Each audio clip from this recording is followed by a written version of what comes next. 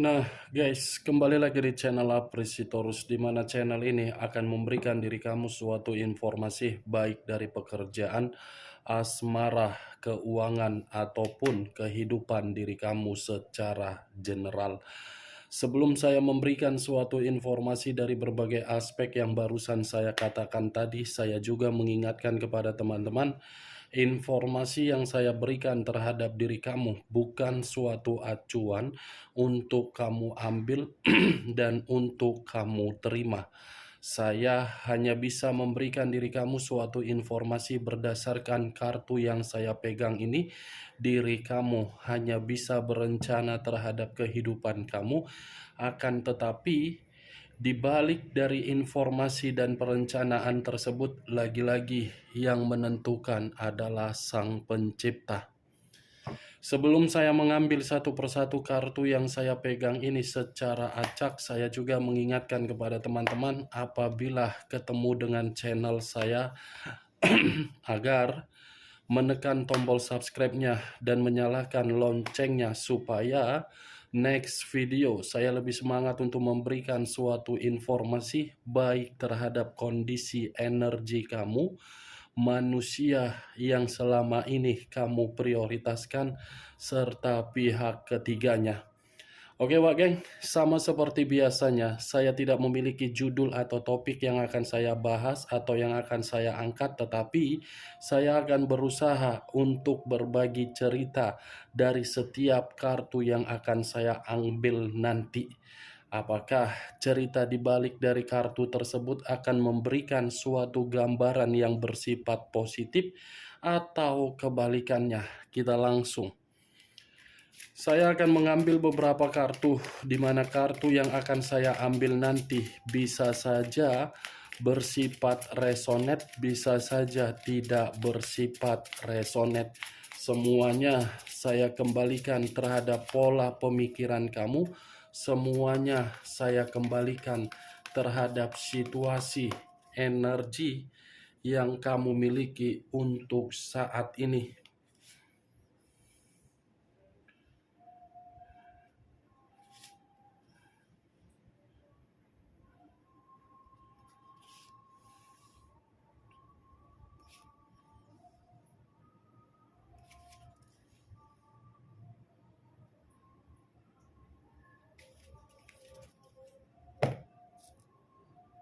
Nah guys, di depan saya ini sudah ada beberapa kartu yang sudah saya ambil secara acak satu persatu dari tumpukan kartu yang saya pegang tadi.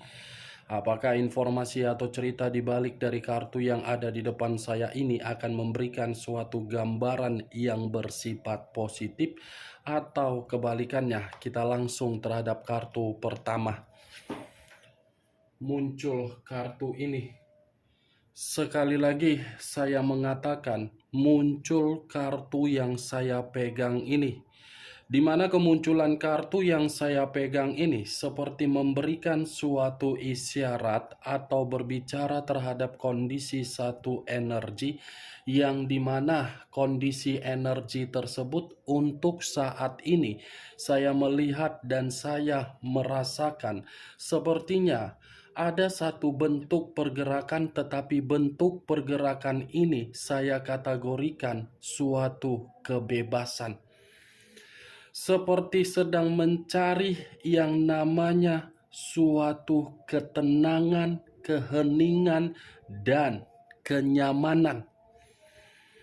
Karena situasi di masa lalu seakan-akan terlalu banyak memberikan berbagai dampak yang begitu sangat menekan. Bukan hanya menekan, tetapi seperti berada di dalam satu ruangan yang dimana ruangan tersebut hampa, hambar, dan mencekik.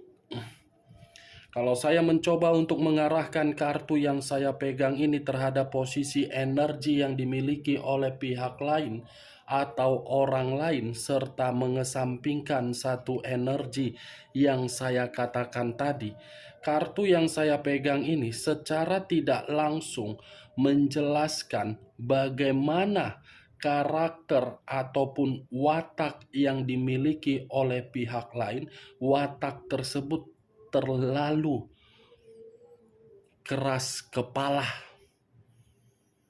terlalu memiliki jiwa kepemimpinan, tetapi jiwa kepemimpinan tersebut tidak bisa dinyatakan dengan tindakan atau perilaku yang positif.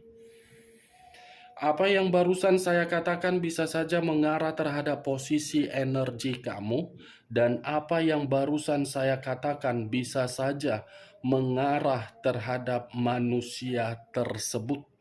Akan tetapi, sebelum saya memberikan suatu informasi terhadap kemunculan kartu yang saya pegang ini, terlebih dahulu saya akan mengarah terhadap diri kamu sebelum saya mengarah terhadap manusia tersebut. Sebelum saya mengarah terhadap manusia itu, terlebih dahulu saya akan mengarah terhadap diri kamu. Di mana ketika diri saya mengarah terhadap posisi energi yang kamu miliki, baik secara pemikiran, perasaan, ataupun kondisi batin kamu, dari ketiga aspek yang barusan saya katakan ini, saya ingin bertanya terhadap diri kamu. Hanya sekedar ingin bertanya, tidak ada niat untuk menyudutkan, menghakimi, atau menyalahkan diri kamu. Sejauh diri kamu melakukan yang namanya perjalanan komitmen antara diri kamu dengan manusia itu, siapa yang lebih memperhatikan terhadap kondisi penampilan? Sekali lagi saya ingin bertanya, antara diri kamu dengan manusia tersebut, siapa yang lebih memperhatikan kondisi penampilan? Karena pertanyaan saya ini ada kaitannya dengan situasi di masa lalu kamu, dengan kondisi batin kamu, dengan kondisi perasaan kamu, dengan kondisi pemikiran kamu. Tetapi pertanyaan saya tadi, cukup kamu yang menjawab.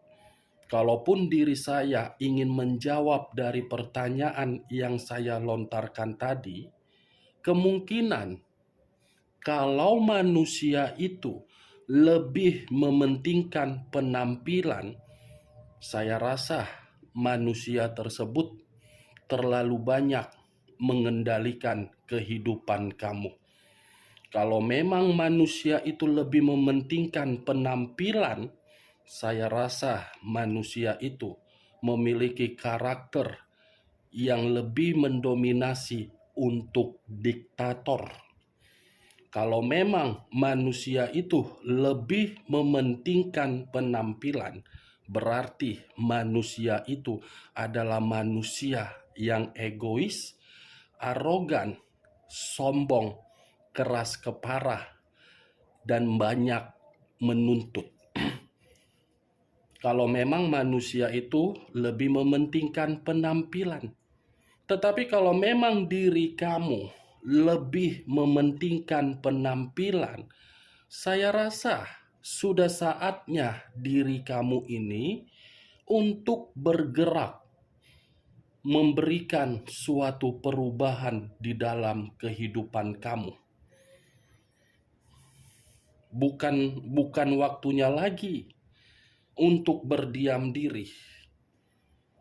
Di masa lalu kamu bisa saja mementingkan diri kamu, mementingkan penampilan kamu, tetapi kamu tidak mementingkan bagaimana kondisi batin kamu. Itu di masa lalu. Kalau diri kamu masih menjaga penampilan kamu, biarkan apa yang kamu jaga itu membuktikan pemikiran kamu bisa berkembang untuk kedepannya ketika manusia tersebut tidak lagi terkoneksi terhadap diri kamu. Saya berbicara dari apa yang saya katakan tadi, hanya sekedar mengumpamakan saja dari kondisi penampilan. Dari kondisi penampilan yang saya umpamakan. Karena dari kondisi penampilan seseorang, kita bisa mengetahui bagaimana watak dan karakter yang dimiliki oleh seseorang tersebut. Itu dia geng. Belum acuannya dari kartu yang saya pegang ini. Kalau acuannya dari kartu yang saya pegang ini, mungkin kartu ini pun seperti menjelaskan terhadap diri kamu, orang yang telah pergi meninggalkan diri kamu adalah orang yang benar-benar hanya melihat dari apa yang kamu miliki, bukan melihat dari situasi apa yang kamu berikan secara kesetiaan ataupun secara ketulusan. Itu dia wagen. Jadi sudah selayaknya manusia itu tidak perlu untuk dipikirkan. Dari kondisi penampilan saja manusia itu lebih mementingkan boro-boro diri kamu untuk dipikirkan. Ya secara otomatis dia harus memikirkan dirinya dulu baru memikirkan diri kamu. Sementara perjalanan komitmen yang kamu lakukan itu, bagaimana dua pemikiran dijadikan menjadi satu pemikiran. Seharusnya seperti itu, bukan menjadikan dua pemikiran menjadi dua pemikiran juga. King of Wands, kartu yang saya pegang ini, raja atau ratu yang memegang satu tongkat. Tongkat yang dipegang ini seperti bertindak dengan kasar, tidak mementingkan bagaimana perasaan orang, lebih mementingkan perasaan diri sendiri. Ketika mementingkan perasaan diri sendiri dan bertindak tanpa harus memikirkan bagaimana resiko yang telah diterima, yang akan diterima, baru menyadari. Kan seperti itu manusia tersebut. Setelah ada masalah, setelah ada keterpurukan, setelah ada kemiskinan, setelah merasa bangkrut, setelah merasa menderita, setelah merasa kekurangan keuangan, setelah kondisi kesehatan dalam posisi sakit, baru kan dia mengingat diri kamu. Kan Wak geng? Baru kan dia bisa memberikan diri kamu berbagai komunikasi. Coba kalau kondisi tersebut tidak ada. Bagaimana komitmen yang kamu jalankan? Kamu yang masih tetap mempertahankan atau manusia itu yang masih mempertahankan? Tidak berbeda jauh perkataan saya tadi dengan penampilan yang saya katakan di awal perkataan saya. Baik secara hubungan pernikahan, hubungan LDR, sampai diri kamu menerima status single parent. Ini kartunya Wageng. Kamu bisa melihat sendiri. King of Wands. Sampai di sini bisa kamu terima secara logika sebatas mana orang yang kamu prioritaskan dengan karakter yang dia miliki. Umpama yang kecil yang saya katakan, kalau memang pemikiran kamu secara logika bisa menelaah perkataan saya ini, saya berterima kasih. Tetapi kalau memang diri kamu tidak mampu untuk menelaah perkataan saya ini secara logika, saya akan menyederhanakan secara kecil. Kemunculan kartu yang saya pegang ini secara tidak langsung manusia itu masih memperhatikan diri kamu karena diri dia masih membutuhkan diri kamu. Tanpa diri kamu, manusia itu tidak bisa berbuat apa-apa di dalam kehidupan dia. Paham sampai sini, Wak? Anggap saja kita ini sedang bertukar pikiran. Anggap saja obrolan kita ini sebagai kakak dan adik, adik dan kakak. Saling bertukar pikiran mengenai kondisi perasaan, baik secara pernikahan, LDR, sampai status single parent. Tongkat ini masih digenggam erat oleh tangan. Sepertinya tongkat ini masih dia pegang dan ingin dia serahkan terhadap diri kamu untuk memberikan sebuah pengakuan bahwasannya dia terlalu sombong, dia terlalu menyesal, dia masih menyayangi diri kamu. Muncul kartu Nine of Pentacles. Terdiri dari 9 koin. Kenapa saya mengatakan kata koin?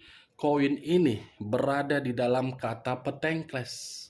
Kalau saya mencoba untuk menarik satu koin dari ke-9 koin tersebut, manusia ini tanpa diri kamu tidak bisa memenuhi berbagai kebutuhan yang dia perlukan. Walaupun memang manusia itu sudah merasa sudah memiliki ikatan terhadap orang lain, kebutuhan itu bukan dalam arti bisa membuat pergerakan energinya menerima. Itu hanya sebuah kamuflase yang dia nikmati terhadap orang lain. Kebutuhan dia masih dari diri kamu. Kesuksesan dia masih dari diri kamu. Kemandirian dia masih dari diri kamu. Ini 9 koin. Secara tidak langsung, manusia ini selalu mencoba untuk mengingat dan mengenang bagaimana karakter dia yang terlalu kasar terhadap diri kamu, terlalu diktator terhadap diri kamu, terlalu egois terhadap diri kamu. Tetapi karakter itulah yang seakan-akan membuat diri dia tidak bisa hidup tanpa diri kamu. Kartu pertama saja sudah muncul kartu raja atau ratu. Muncul kartu Page of Cups. Satu cawan. Kalau saya mencoba untuk menarik cawan yang saya katakan tadi, cawan ini secara tidak langsung seperti menggambarkan bagaimana posisi diri dia untuk saat ini, yang dimana posisi diri dia ini seperti menginginkan suatu kelahiran baru dari komitmen terhadap diri kamu. Manusia ini masih menginginkan suatu perkembangan secara batin agar bisa batin itu terkoneksi terhadap diri kamu. Dan manusia itu masih melihat bagaimana kondisi seorang anak. Nih dia, Wak Geng. Begitu ku angkat kartu Page of Cups yang saya katakan tadi kata anak, di situ mulai pemikiran saya bahwasannya ternyata manusia ini sekeras apapun wataknya, ternyata dia masih ada rasa sayang terhadap anak. Muncul kartu Seven of Pentacles, terdiri dari 7 koin. Kalau saya mencoba untuk menarik satu koin dari ke-7 koin yang saya katakan tadi, satu koin yang saya tarik ini seperti berbicara manusia itu masih berhayal tentang diri kamu. Masih ada satu keinginan yang harus dia selesaikan terhadap diri kamu. Karena kalau keinginan ini tidak bisa dia selesaikan terhadap diri kamu, saya rasa pemikiran dia akan terus-menerus berimajinasi perihal bayangan kamu, dan bayangan kamu akan selalu menghantui secara karakter manusia tersebut. Muncul kartu Four of Wands, terdiri dari 4 tongkat. Kalau saya mencoba untuk menarik satu tongkat dari keempat tongkat yang saya katakan tadi, wah geng, satu tongkat yang saya tarik ini, manusia ini seperti masih mengingat bagaimana kondisi rumah yang dia tinggalkan ketika bersama dengan diri kamu. Manusia ini masih menginginkan suatu reunian terhadap diri kamu. Manusia ini masih memiliki atau masih menginginkan suatu pertemuan terhadap diri kamu. Dan manusia ini masih mengingat berbagai momen yang dimana momen tersebut penuh dengan kebahagiaan. Manusia ini masih mengingat bagaimana kondisi keluarga yang dia tinggalkan. Four of Wands, 4 tongkat, secara tidak langsung manusia ini ingin kembali, tetapi situasinya sudah berbicara terlambat. Ini Dewa geng, karena dia takut kalau dia datang pasti akan terjadi yang namanya konflik. Kalau dia datang pasti dia akan merasa hidupnya kesepian, walaupun koneksi itu sudah saling memaafkan. Kalau dia datang pasti akan ada suatu kondisi yang akan mengabaikan dia. Kalau dia datang pasti akan membuat satu kondisi batin malang. Muncul kartu Five of Cups, terdiri dari 5 cawan.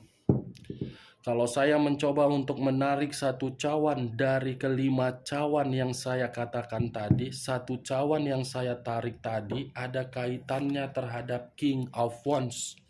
Kenapa ada kaitannya terhadap kartu King of Wands? Manusia ini sedang menangisi karakter dia sendiri. Manusia ini sedang menyesali, sedang mengasihani dari karakter dia sendiri.